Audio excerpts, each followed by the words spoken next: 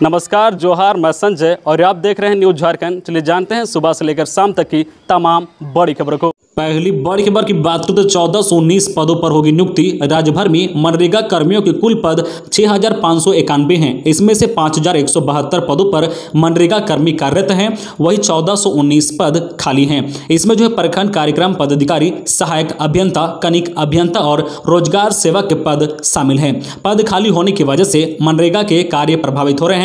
ऐसे में राज्य के मनरेगा आयुक्त राजेश्वरी बी ने सारे रिक्त पदों को भरने का निर्देश दिया है। इस तरह जल्द ही इन पदों पर नियुक्ति की जाएगी। उन्होंने कहा है कि किसी भी हाल में मनरेगा के कार्य प्रभावित ना हो, इसलिए जल्द से जल्द सारे रिक्त पदों को भरा जाए। अगली बड़ी खबर की बात करें तो स्कूल नहीं आने वाले बच्चों के घर जाकर संपर्क करे शिक्षक। ड्रॉप आउट बच्चे या स्कूल से दूर बच्चों को विद्यालय लाने के लिए शिक्षक उनके घर तक जाएंगे। झारखंड शिक्षा परियोजना परिषद के आउट ऑफ स्कूल चिल्ड्रन को मुख्य धारा में लाने की कयावत शुरू हो गई है। आदेश में कहा गया है कि इन बच्चों को मुख्य धारा में लाने के लिए स्कूल में नामांकन जरूरी है। इसके लिए सभी विद्यालय के पोषक जो क्षेत्र में चिन्हित out of school drop out बच्चों से शिक्षक फोन या एक एक बच्चे के घर जाकर संपर्क करेंगे।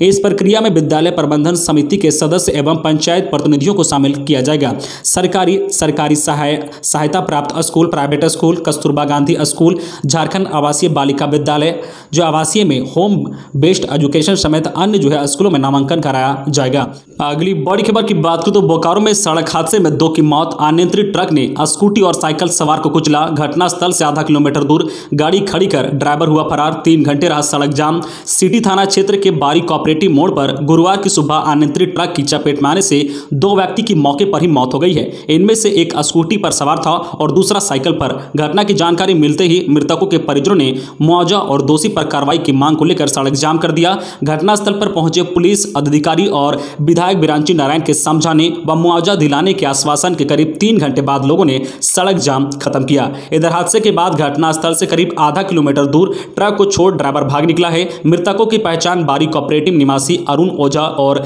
चित्रगुप्त कॉलोनी धनंजय कुमार के रूप में की गई है।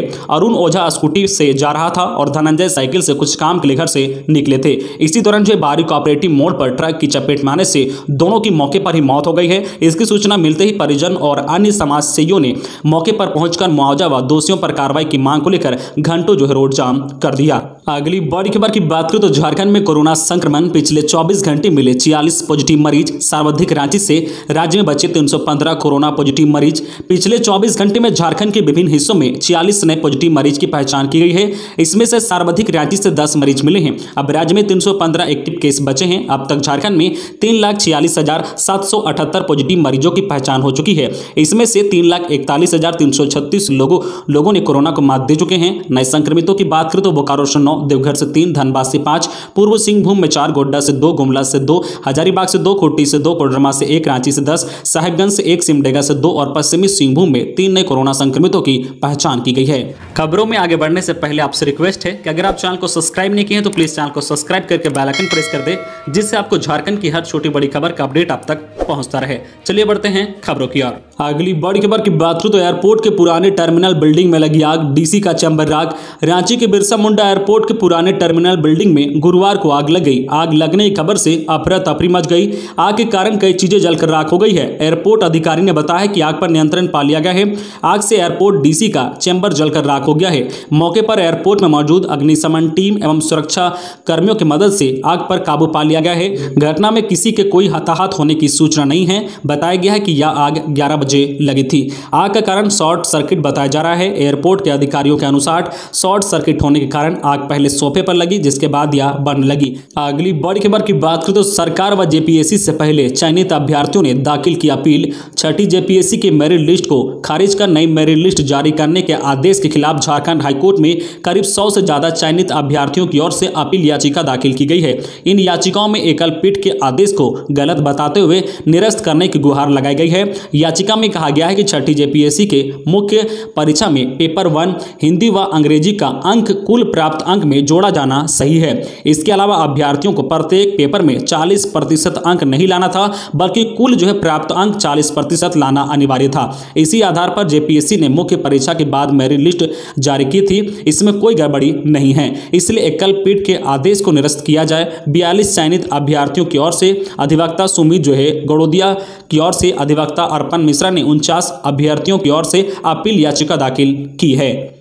अगली बड़ी खबर की बात करें तो आज मनाया जा रहा है राष्ट्रीय ध्वज दिवस। हम 15 अगस्त और 26 जनवरी को बड़े शान से तिरंगा लहराते हैं, सैल्यूट करते हुए इसके नीचे खड़े होकर राष्ट्रीय गान गुनगुनाते हैं। क्या आपको पता है कि आज हमारी आन बान और शान के प्रतीक इस तिरंगे का जन्मदिन है। 99% लोगों को पता नहीं होगा कि आज ही के दिन तिरंगे को उसकी पहचान मिली थी।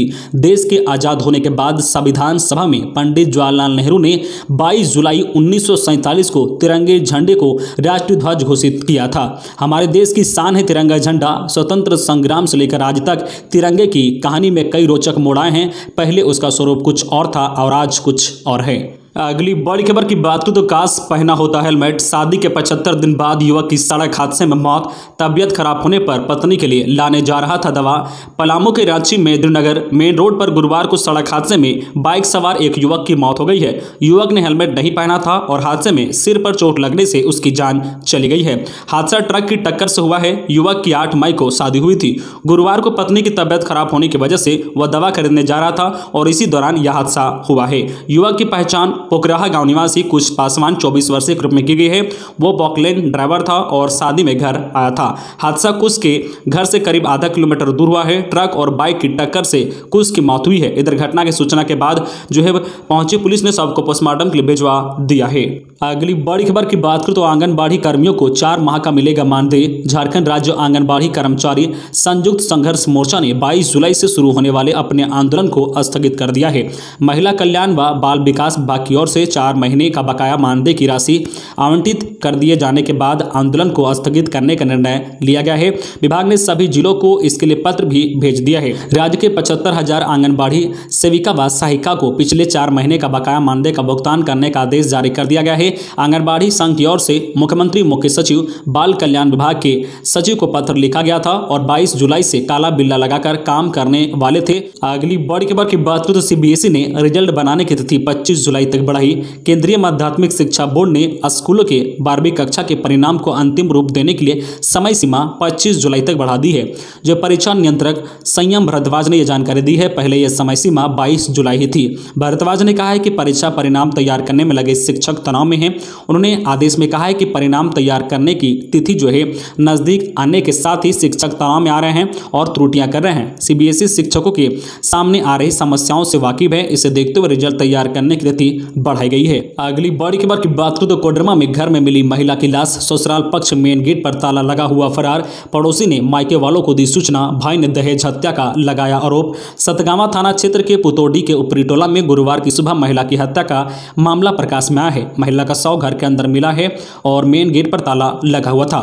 ससुराल पक्ष के लोग फरार हैं। घटना की सूचना मायके वालों को महिला के पड़ोसी ने फोन पर दी है। इसके बाद मायके पक्ष के लोगों ने पुलिस को सूचना दी।